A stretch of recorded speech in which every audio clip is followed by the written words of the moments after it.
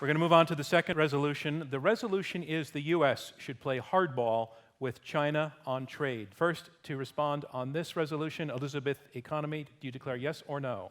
So I declare yes, game on. You have 1 minute. I think trade is a competitive game, and frankly, we should play hardball with every country. We want U.S. companies to win.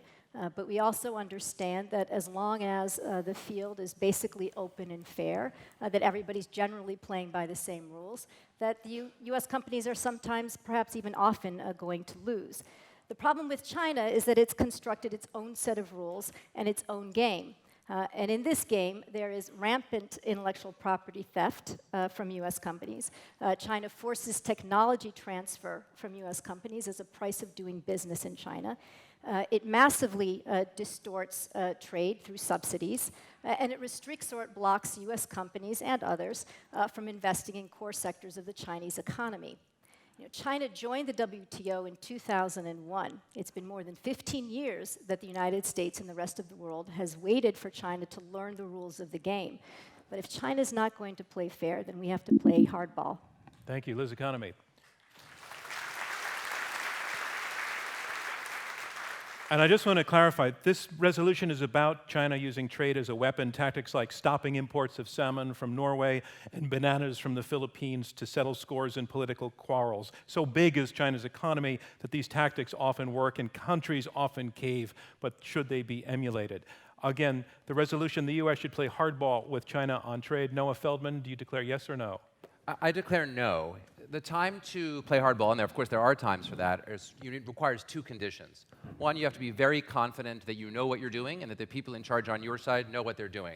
Because if you go too far, you could escalate to difficult circumstances. The second requirement is that you have to have leverage. I don't think we qualify under either of these circumstances at present with respect to China. I don't, frankly, trust the Trump administration to escalate tensions with China over questions of trade. Trump knows that will play well to his base. His instincts are towards protectionism. In the long run, in my view, a closer trade relationship with China is a valuable thing for the United States for reasons that I'll get to in just a moment. And risking that, I think, is real under the conditions of Trump's presidency. Second, we need leverage, and there, of course, we have leverage at the trade level, at the economic level, but we have less leverage with respect to geopolitics. Right now, the U.S. really needs China's help on a wide range of security issues, North Korea most significantly amongst them, and I really think that's a substantial lack of leverage. Thank you, Noah Feldman. David Shambaugh, the U.S. should play hardball with China on trade. Do you declare yes or no? I am also a no, for some of the reasons that Noah just indicated, mainly the one about escalation. That would result in what's known as mutual assured destruction in the Cold War. In nuclear terms, this would result in mutual assured economic destruction. We are so interdependent economically, and we depend on and need various Chinese goods in our country, and they, to a lesser extent, ours in their country.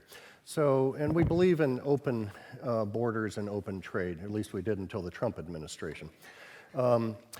Where I would play hardball, though, is on investment. It may be a fine distinction, so I don't think we should play hardball on trade because of the escalation, but for reasons Liz has indicated, China's market is closed relatively, overwhelmingly, I'll say, closed to American investors. Here we are 30 years on, and if you look at the American Chamber of Commerce quarterly surveys in Beijing, 81% of American companies say they feel unwelcome in China. Thank you, David Shambaugh. The U.S. should play hardball with China on trade. Ian Bremmer, are you yes or no? Yes. This is the one that's toughest for me of the four. I'm kind of on the fence, but if you make me, I'll say yes. Look, one reason is because on North Korea, the Chinese were not going to move until the Americans really pushed. Yes, even Trump, with the potential of being a little unhinged, it got them to much harder sanctions than they otherwise would have supported. The U.S. economy is much bigger than the China's economy today. That will not be true in 5 or 10 years' time. There is more leverage in that. If there were a trade war, we would win it, though both would take damage. That would be much more challenging in 5 or 10 years' time. Finally, Bannon, Gorka, others are gone. So the people that are most likely to do something that would truly cause confrontation aren't making the decisions. Trump may say stuff, but people like Lighthizer, frankly, Wilbur Ross, Mattis, others that are managing the China relationship are adults. And so ultimately, I do think we're going to have to be a little tougher on the Chinese. Thank you, Ian Bremmer.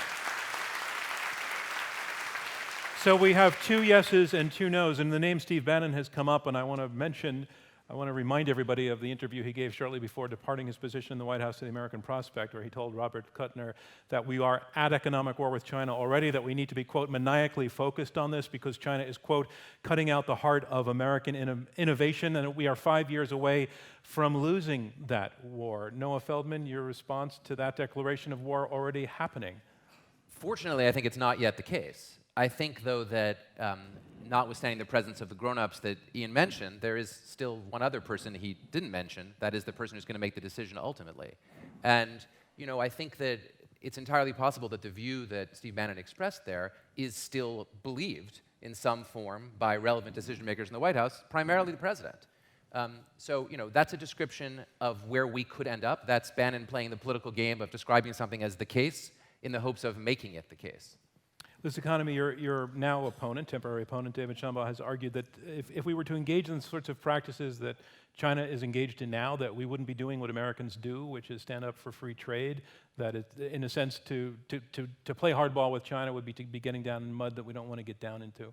Yeah, I mean, I think that's what we've argued for 15 years, that we should be a model for China and that they will learn from us, and gradually we're going to see the Chinese economy evolve into one that looks like ours. But that's not what's happened, right? You look back to 2012, 6 Chinese solar companies dominated the global market. Why? Because they had huge subsidies from the Chinese government. If they didn't have those subsidies, they would have been bankrupt.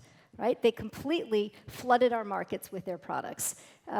We do have leverage. I mean, U.S. exports to China equal about 2/3 of 1% of our GDP. In contrast, Chinese exports to the U.S. equal about 4% of their GDP. We have a lot of leverage with China right now. We can do things, and we should do things. Do you agree with Ian Bremmer, who's arguing the same side as you on this one, that the leverage will be running out, that it's temporary leverage? I don't know why we have temporary leverage. I do think, to the other point that you were making about the attack on the United States in terms of our technology and our future, that it is a significant issue already, and it will only grow. I mean, they've made huge inroads into our semiconductor industry. They're pouring $100 billion to go in and acquire firms from the US, and I think, as Ian mentioned, from Germany. There's an enormous amount of concern in Europe as well. So I think that it's not just about the US, it's about a lot of countries standing up and saying, this is how we do business, and China, you're too big at this point, the second or first largest economy in the world, depending on how you evaluate it. You have to play by the rules that everybody else is playing by, or you're going to suffer the consequences.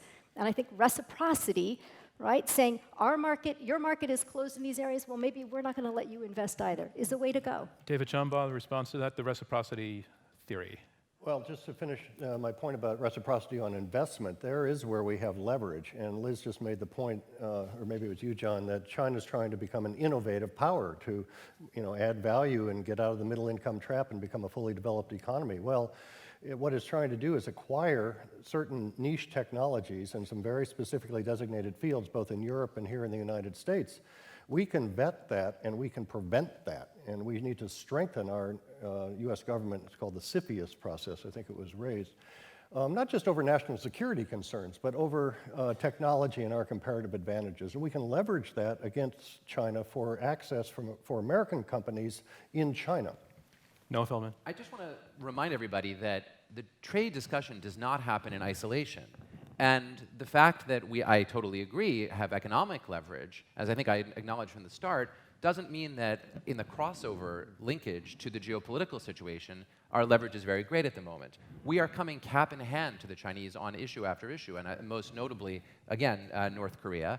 You're right that pressure is necessary, but there's a translatability, as it were, of what you can get. And so you're picking and choosing with respect to what you can do with the leverage that you have. And my argument is simply that at present, our needs are so great, our wants are so great with respect to geopolitical cooperation, that those ought to outweigh in the short term taking a hard line on trade. I really quite disagree. I don't believe the Americans are going cap in hand on geopolitical cooperation. The United States has vastly more geopolitical power and influence than the Chinese do. As I already mentioned, it's driving the Japanese and the South Koreans to work much more closely, and the Chinese are deeply unhappy about it. Look, the fact is that America's North Korea policy is perhaps one of the best emblematic policies of America first. It's certainly not South Korean first.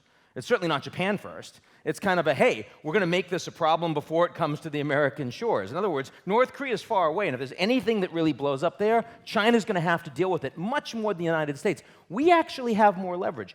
Other point that's kind of more controversial is, to what extent, as Bush would say, is Trump actually the decider?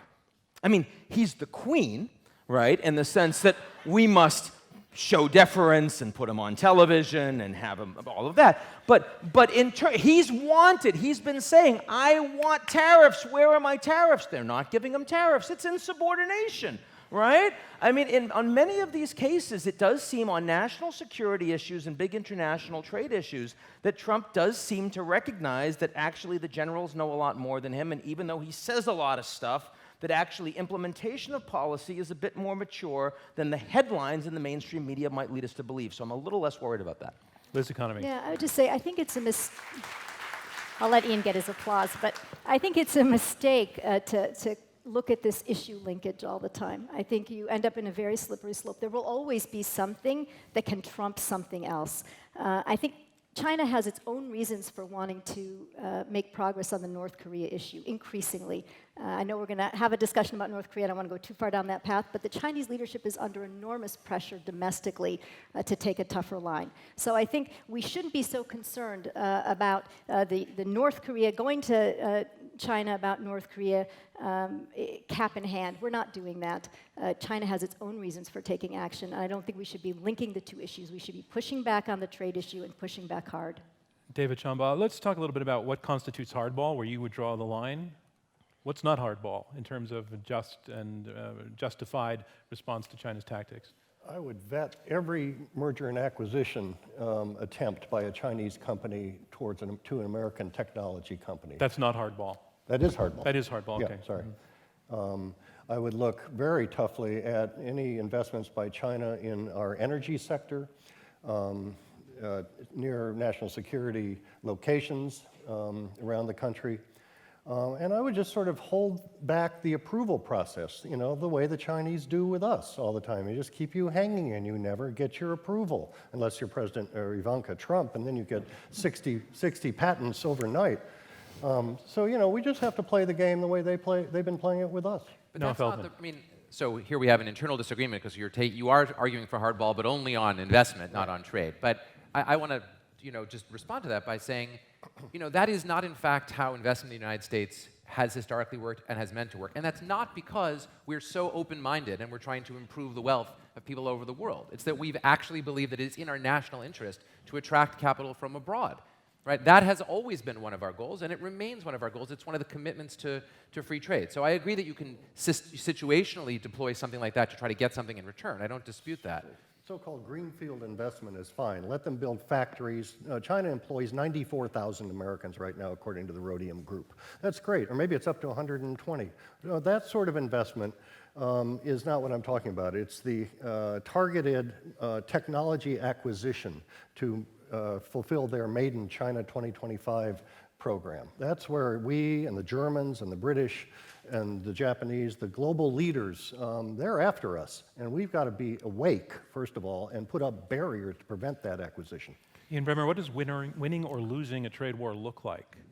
Look, I do agree with Xi Jinping that everyone is a loser in a trade war because ultimately there is a mutually assured economic destruction between the two countries. But I don't think playing hardball with the Chinese on trade leads you to a trade war. And in that regard, it's not mutually assured economic destruction. With nukes, mutually assured destruction, you hit someone with a nuke, it's really hard to imagine that doesn't continue to escalate. On trade, we hit the Chinese with a tariff. They hit us back usually with a tariff that is calculated very clearly to cause exactly the same amount of economic damage, but with a bunch of stuff that doesn't bother them as much. I think they have to see that we're serious, especially because, as Liz said, multinational corporations based in the US that are worth the most, the IT firms, look at China today and say they don't think they have a future. Facebook can't get in. Even though Mark Zuckerberg learned Chinese, said that he would give a symbolic Chinese name to his child, and Xi Jinping said, that's nice, I'm not letting you in. Google, same problem.